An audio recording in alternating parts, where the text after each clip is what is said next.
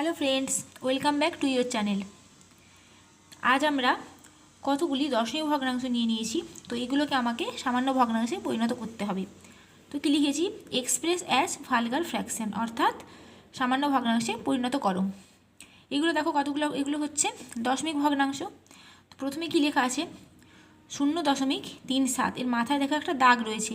এই মাথায় দাগ দেওয়ার অর্থ হচ্ছে এটা হচ্ছে আবৃত্ত দশমিক। এটা আর আবৃত্ত দশমিকে রয়েছে। তো এগুলোকে আমরা সামান্য ভগ্নাংশে পরিণত করব। তো এমনি নর্মালি এগুলো কিন্তু নর্মাল যে দশমিক ভগ্নাংশগুলো রয়েছে এগুলো কিন্তু একটু আলাদা, কারণ মাথায় দাগ দেওয়ার অর্থ হচ্ছে এগুলো হচ্ছে আবৃত্ত দশমিক ভগ্নাংশ রয়েছে। তাহলে এগুলো আবৃত্ত দশমিক ভগ্নাংশ রয়েছে, এগুলোকে আজ আমরা সামান্য ভগ্নাংশে পরিণত করব। তো প্রথমেই দেখো কী লেখা রয়েছে? 0.37 উপরে একটা দাগ রয়েছে। তো এই জন্য আমরা কী করব? প্রথমে এটাকে কী লিখব?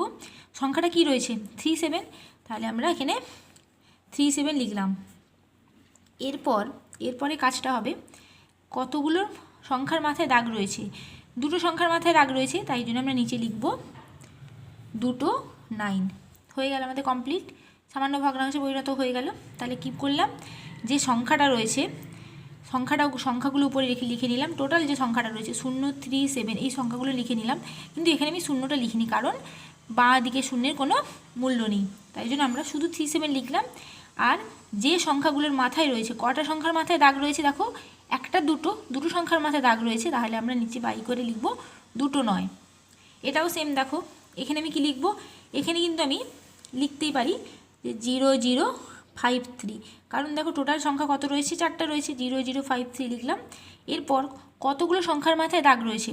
একটা, দুটো, তিনটে সংখ্যার মাথায় দাগ রয়েছে, তাই জন্য আমরা নিচে লিখব 3.9। অর্থাৎ দেখো বাঁ দিকে তো শূন্যের কোনো দাম নেই, এই জন্য আমরা এটাকে লিখলাম প্রেস করে 53/999 হলো। এতটা বন্ধু ক্লিয়ার? এরপরে করছি দেখো বাঁ দিকে, দেখো এখানে দেখো শূন্য রয়েছে, কিন্তু এখানে দেখো একটা সংখ্যা রয়েছে। তো এক্ষেত্রে আমরা কী করব? যখন দেখবে একটা সংখ্যা রয়েছে তখন কি করব? দেখো এই দেখো বাঁ দিকে 3 পয়েন্ট মানে কি? এটাকে আমি এরকম লিখতে পারি না যে 3 + 0.142857, আর উপরে দাগ দেখো এটাকে আমরা এরকম লিখতে পারি। দিলে দেখো এই যে সংখ্যাটা, এইটা দেখো এই আগের দুটোর মতো হয়ে এসছে দেখো। তাহলে আমরা এইটাকে আমরা ভেঙে আগের মতো করে নিলাম, দিলে আমাদের সুবিধা হবে। এরপর সমান দিয়ে 3 + 3 লিখলাম। তারপরে কি বলেছিলাম? সংখ্যাগুলো একবার লিখে নিব। এটা বাই করব, দিয়ে সংখ্যা লিখলাম 1428557। এরপর কি করব? নিচে 9 লিখতে হবে। কটা 9 লিখব? কটা সংখ্যার মাথায় দাগ দেওয়া রয়েছে দেখো? 1 2 3 4 5 6। আচ্ছা এই সরি শুনুন এখান থেকে 1 2 3 4 5 6, 6টা সংখ্যার মধ্যে দাগ রয়েছে। তাহলে আমরা নিচে লিখব 6টা 9, 1 2 3 4 5 6 হয়ে গেল। এবার এটাকে আমরা কি লিখতে পারি? 3 পূর্ণ, এই যে এরকমভাবে আমরা লিখতে পারি 1428557/6টা 9।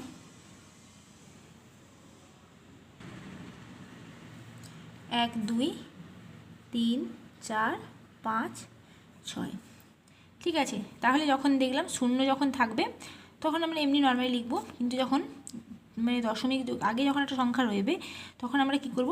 3 করে এরকমভাবেই করব, মানে এই 3 পয়েন্ট এটাকে আমরা ভেঙে নিলাম, দিলে আমাদের সুবিধে হবে।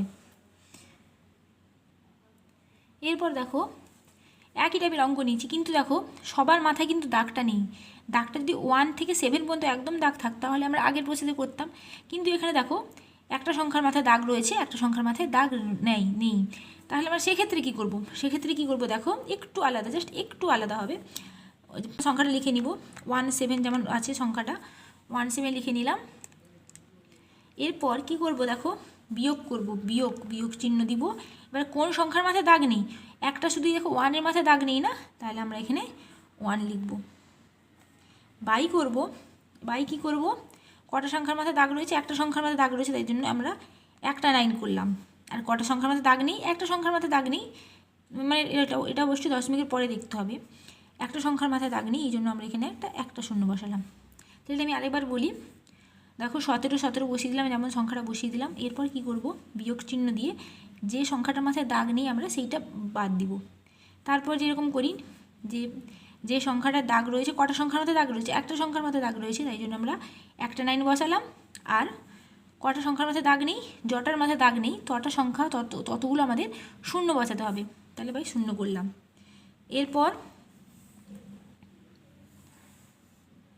কি করব, 17 থেকে একবার দিলে 16/90, কাটাকাটি করব, 2 8 16 আর 45 সমান হবে তোমার 8/45।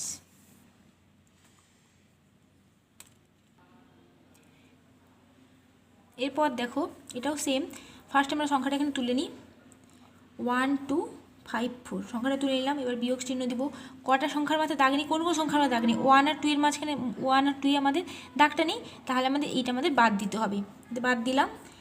এরপর কি করব, 9 আর 0 লেখার পালা, কটা 9 লিখবো, দেখো দুটো সংখ্যার মাথায় দাগ রয়েছে তাই জন্য আমরা দুটো 9 লিখবো। আর কটা দাগ নেই, দুটো সংখ্যার মাথায় দাগ নেই, দেখো দুটো সংখ্যার মাথায় দাগ নেই, তাই জন্য আমাদের দুটো 9 লিখতে হবে, দুটো 0 লিখতে হবে। এরপর আমাদের এটা বিয়োগ করব, বিয়োগ করলে হবে 1242/9909, এটা কাটাকাটি করলে তোমাদের অ্যান্সারটা আসবে 69/550। এরপর দেখো এটাও সেম, এক্ষেত্রে একটু দেখো 2 পয়েন্ট রয়েছে, অর্থাৎ দশমিকের আগে একটা সংখ্যা রয়েছে, তো এই জন্য আমরা এটাকে ভেঙে নিব। তো 2 প্লাস করব 0.536 লিখলাম। এরপর দাগ কোথায় রয়েছে দেখো, শুধু 6 এর মাথায় দাগ রয়েছে, তাই জন্য আমরা এখানে 6 এর মাথায় দাগটা দিয়ে দিলাম।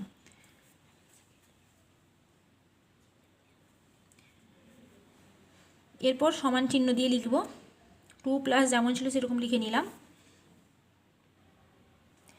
দেখো 2 প্লাস, এরপর কি করব, এটা যেমন আগের মতো প্রসেস, কি সংখ্যাগুলো ফার্স্ট আমরা লিখে ফেলি, 536, তারপর আমাদের বিয়োগ করতে হবে, বিয়োগ চিহ্ন দিলাম, কোনটা বিয়োগ করব, 5 আর 3টা বিয়োগ করব, কারণ আমাদের এর মাথায় দাগটা নেই, তাহলে 5 3 করলাম, বাইটা কিন্তু গোটাটার উপরে নয়, শুধু জাস্ট এইটার উপরে, তাহলে কটা 9 লিখবো, দেখো আমাদের একটাই 9 লিখতে হবে, কারণ আমাদের একটা 9-এর মাথায়, মানে একটা সংখ্যার মাথায় আমাদের দাগটা রয়েছে, তাই জন্য আমাদের একটা 9 লিখলাম।